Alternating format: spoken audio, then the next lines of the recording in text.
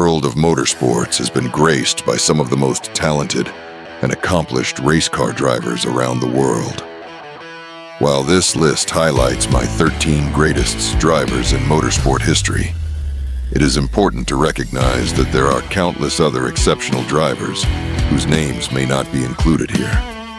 The world of racing is filled with talented individuals who have made significant contributions and achieved remarkable successes in various disciplines and eras. From Formula One to rally, endurance racing to stock car racing, each discipline has its own legends and heroes. Their passion, skill, and determination have shaped the sport and left an indelible mark. It is a testament to motorsport's rich and diverse history that many more drivers deserve recognition as some of the greatest of all time. Greatness in motorsport is more than stats. It's about ability, intelligence, dedication, and impact. Defining the greatest racing drivers cannot be accomplished purely by career statistics. It's also not simply about pure speed over one lap, stage, stint, or race, although clearly that's a major factor. Greatness, for those of us at motorsport, is defined by a heady cocktail. Raw ability, certainly, but also intelligence and dedication. Then there's style, charisma, ethics, or lack of in some key cases, determination, and the sheer impact these figures made on their sport and on fans in both their own countries and around the globe.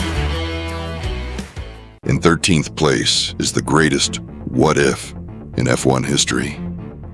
The uncontrollable but supremely talented Tommy Byrne.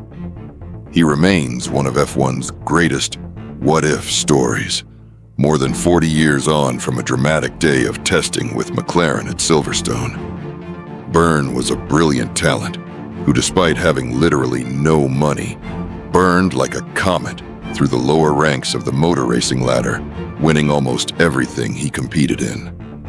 Byrne developed a reputation for having an unrestrained attitude to dealing with people in his racing career. He was an outstanding talent.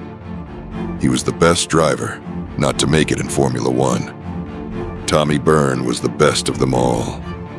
Based on talent alone, he should have become a household name. As it is, he remains the greatest racing driver you never saw. In 12th place, Nigel Mansell. His enormous natural speed and boundless competitive spirit were intensified by a lack of recognition by the racing establishment. Mortgaging his house to fund his racing career, he steamrollered any reservations, and success emboldened him to the point where his combativeness made him electrifying. With respect coming from the crowds rather than the establishment, he began performing for them with searing commitment and bravery. Il Leone was adored by the Tifosi, but fell out with the management during 2 years at Ferrari. It was all paid back in 1992 when, paired with the revolutionary Williams FW14B, Mansell swept to a dominant championship, then left F1 entirely and repeated the feat in IndyCar the following year. The less said about his F1 comeback with McLaren, the better. In 11th place, Jackie Stewart motor racing history thrust upon him a seminal stature. Jackie Stewart was the man who accepted the responsibility of ridding the sport of its gladiatorial excesses. It was dirty and unpleasant, but he did it. And the reason he held the formidable authority he did was his towering driving ability. An historic partnership was formed Stewart to Ken Tyrrell's new team, running Matra chassis. He clinched a famous victory at a wet and fog-bound Nürburgring by more than 4 minutes and came close to the title. The championship was his in 1969, and 2 more would follow as Ken turned constructor and built his own chassis.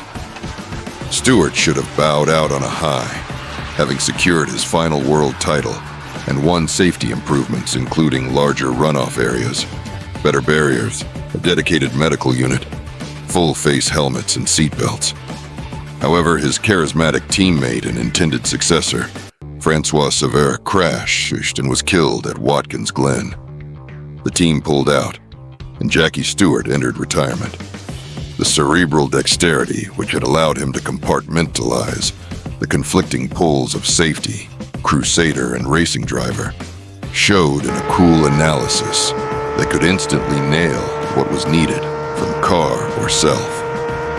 The qualities ranged from the steely courage of that victory in the sitiate Nürburgring rain and fog to the precision and flair of Monaco 71, with a best race lap a second under the pole, despite having front brakes only. In 10th place, Jochen Rindt. Among the most deeply competitive souls of all, Jochen Rindt's will went places from which only miraculous car control could rescue him. It was often an anguished, angry soul, too. And this played its part in creating a driver that demanded a level of performance from his car and those around him that went beyond the ordinary. It was the mindset of a champion. He could do absolutely anything with a Formula 2 car. Lead from the front, or charge from the back, or stage manage a slipstreaming melee, and was the category's unequivocal king in the presence of Jim Clark and Jackie Stewart.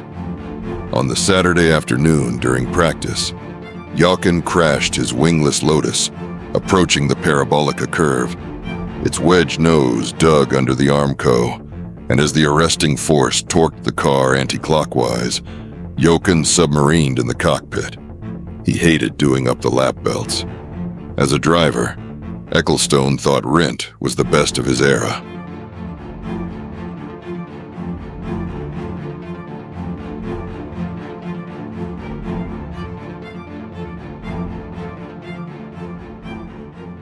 In 9th place, Hunt the Shunt.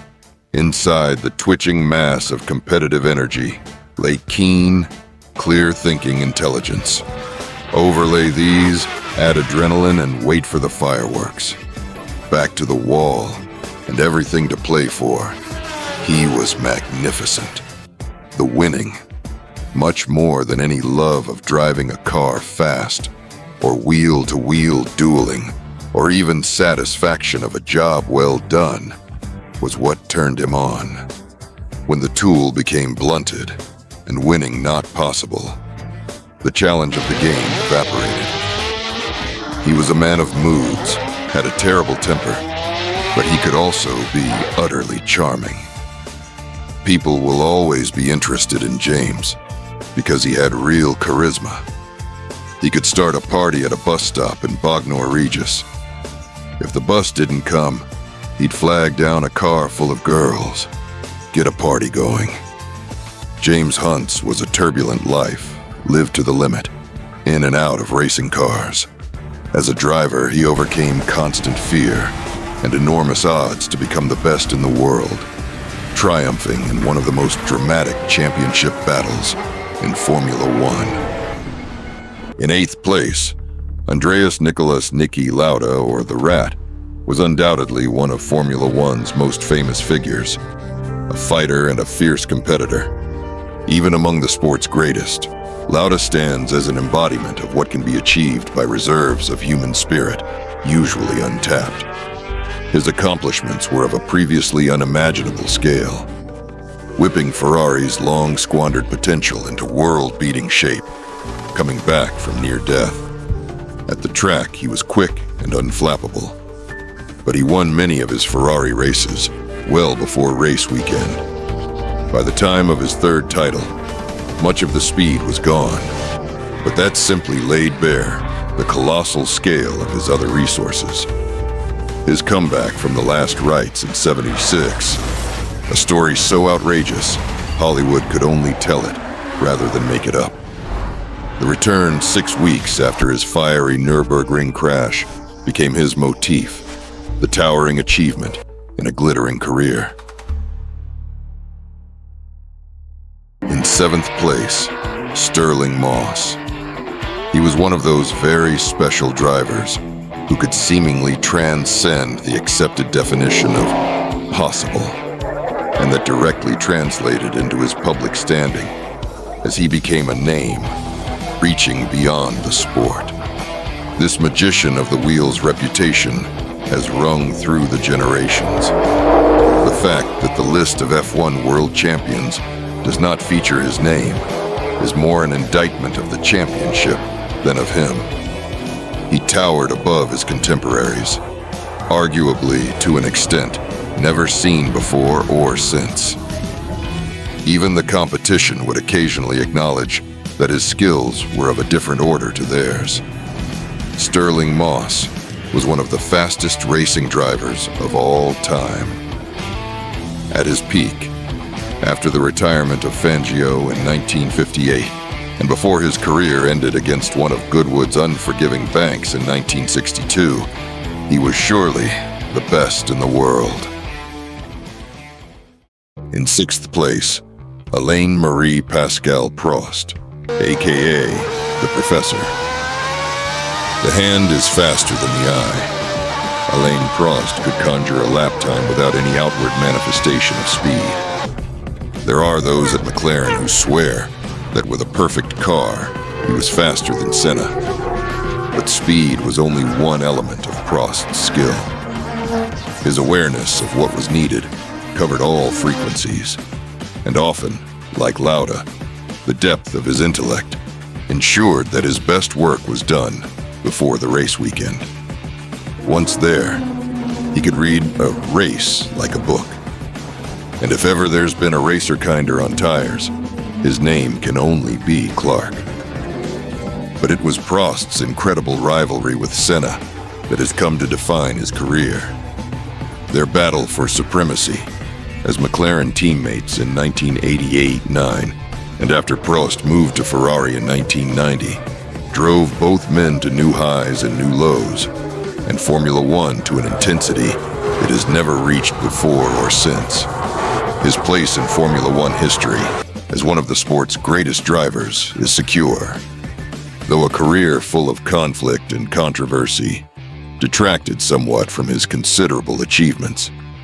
He won 4 championships, but also left teams acrimoniously on 4 occasions. He made winning races 51 times look easy. In 5th place, Ken Miles. In the world of motorsports, few names resonate as powerfully as Ken Miles. A British-born racing driver and engineer, Ken Miles left an indelible mark on the world of racing with his exceptional driving skills, technical expertise, and unwavering passion for the sport. Miles's journey through the fast-paced, dangerous world of motorsports is a story of dedication, innovation, and an unquenchable thirst for speed. Ken Miles's racing career gained significant momentum when he partnered with the legendary Carroll Shelby. Together, they became a formidable duo in the motorsports world. Miles's driving skills and Shelby's engineering genius were a match made in racing heaven. Ken Miles played a pivotal role in Ford's quest to conquer Le Mans. His technical expertise and ability to provide crucial feedback on the GT40's performance were instrumental in improving the car's reliability and speed. Miles's contributions to the development of the GT40 were immeasurable, and he became an integral part of the Ford racing team. 1966 marked a historic moment in racing history.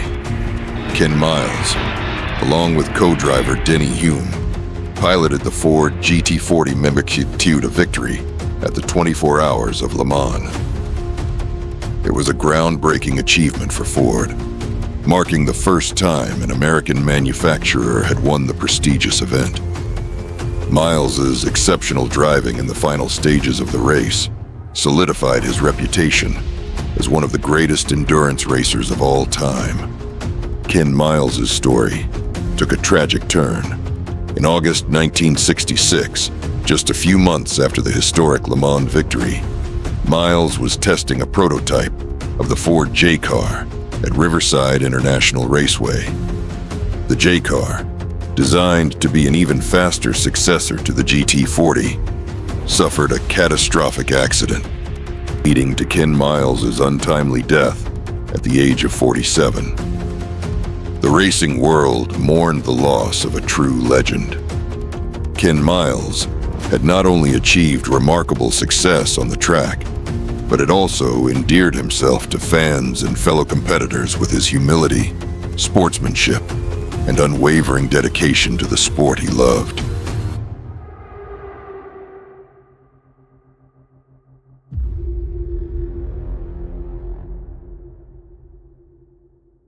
In fourth place, Gilles Villeneuve. Never have statistics misled so radically. The brevity of his career, too much uncompetitive machinery, and his absolute refusal to accept defeat have seared in many minds a memory of a brilliantly gifted but uncontrolled driver. Wrongly so. The qualities so often cited as reasons for a lack of ultimate track record would, under different circumstances, have been the cornerstones of fabulous success. His natural speed, faster than anyone in the wet of Watkins Glen in 1979, putting a tractor of a 126C Ferrari on Monaco's front row when the next fastest man of the time, Pironi, was 17th in a sister car. Allied to searing competitive intensity, saw him often pull off the impossible. Deprive such a man of an equal playing field, and for each feat there will be corresponding drama. Had his career gone its full course, and he found himself in better cars, days like Jarama 81 and Watkins Glen 79, where his restraint and control were sublime, would have become the norm. Don't judge him on snapshots of tightrope drama. Marvel instead that sometimes more than anyone but Nuvolari, he pulled off the miracle. That he was in extremis. A lot of people could never understand Gilles Villeneuve, never comprehend how a man could fight as hard for 8th place as for the lead, seeming to lose sight of the fact that his cars were never a match for the best. Gilles Villeneuve died violently at the wheel of his Ferrari. It was the end of the final practice session, and he was going for it. Villeneuve's Ferrari 126C2 approached the fast left-hand turn at the back of the paddock, where the red car came upon the march driven by Mass, which was moving much slower than the oncoming Ferrari. He clipped my right tire, bounced off the front tire, and was launched into the air. The car catapulted high into the air again and began a series of horrific cartwheels. The Ferrari chassis began to disintegrate, with pieces flying in all directions. The driver, the seat, and the steering wheel became detached and were hurled nearly 50 meters through the air to the left side of Terlemenbocht and plowed through 2 layers of catch fencing. Gilles' helmet flew off and rolled to rest some distance away from his body.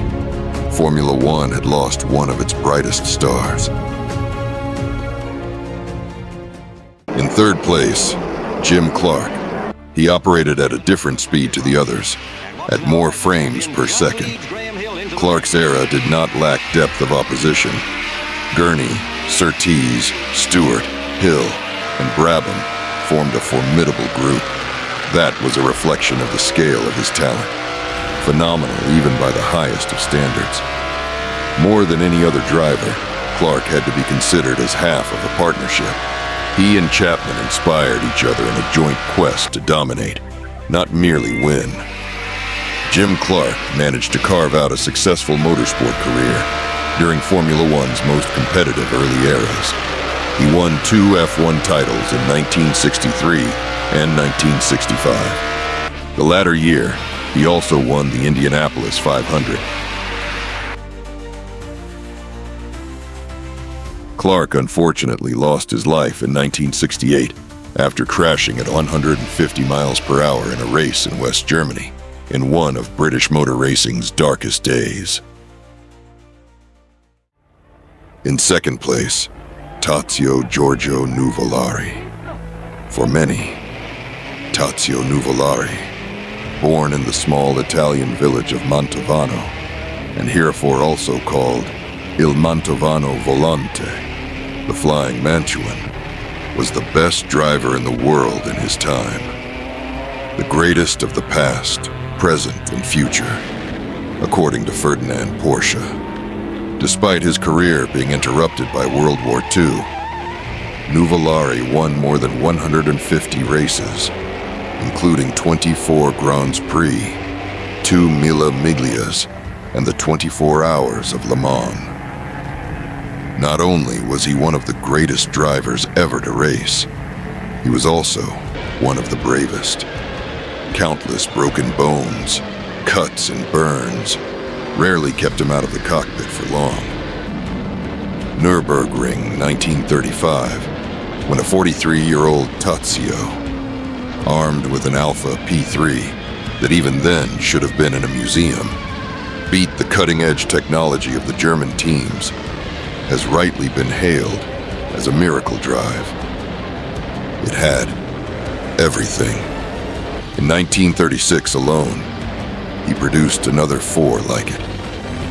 With an Alpha that was yet further behind the Germans than in 35, he beat Rosemeyer to win in Hungary, Cavacciola to take Barcelona, Varzi for victory at Milan, and single-handedly thrashed the entire Auto Union team at Livorno. All these were the inevitable product of the same impossible cocktail of control, improvisation, audacity, and balance, as seen at the Nürburgring. It was said that he must surely have done a deal with the devil to not have ended his days on the track in battle. And certainly, there was much about his approach to suggest personal welfare was way down his list of priorities, perhaps even more so after his son succumbed to illnesses. But it was only himself he exposed to such risk, never his rivals, and his honor in the heat of battle was absolute. His greatest wish was to die in a racing car, but due to his exceptional talent, this wish was never fulfilled. The Flying Mantuan died in his bed in 1953 at the age of 61.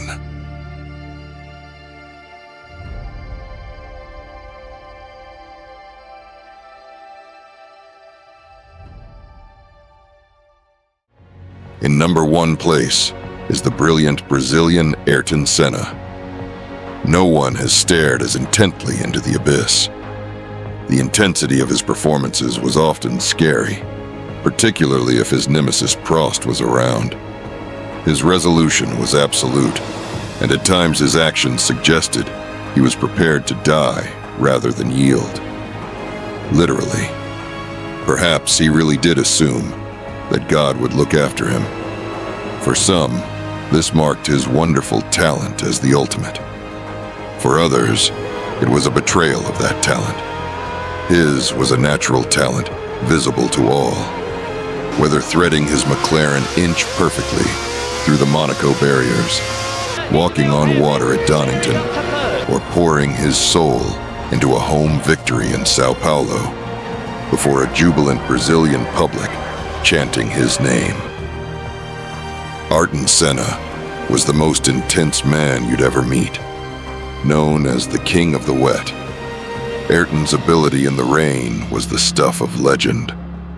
The 3-time Formula One world champion is remembered as one of the greatest drivers to have graced the planet. Arguably, our sport's most iconic and highly skilled athlete. Someone whose skill on track was matched by his work ethic off it, an otherworldly talent. Through mesmerizing driving, intense rivalries, and controversial incidents, Senna's story continues to captivate both new and old fans to this day. Of all the champions I've known, He was the fastest, most cerebral, vocal, and aggressive. While out of the cockpit, he could be a gentle character who thought so much about other people. The death of Ayrton Senna on 1st of May 1994 was so shocking. Brutal, it was a massive blow to motor racing, Brazil, and the world. He had artistic flair and such innate, God-given talent that one always believed it would ultimately be his protective talisman. He was simply too good to die in a racing car. He participated on 161 Formula One Grand Prix.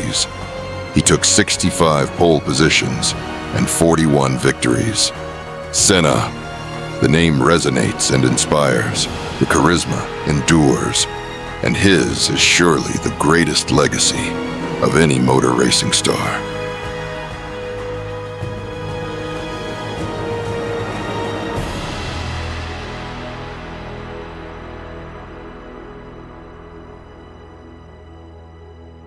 Thank you for watching, and remember, be fast or be last.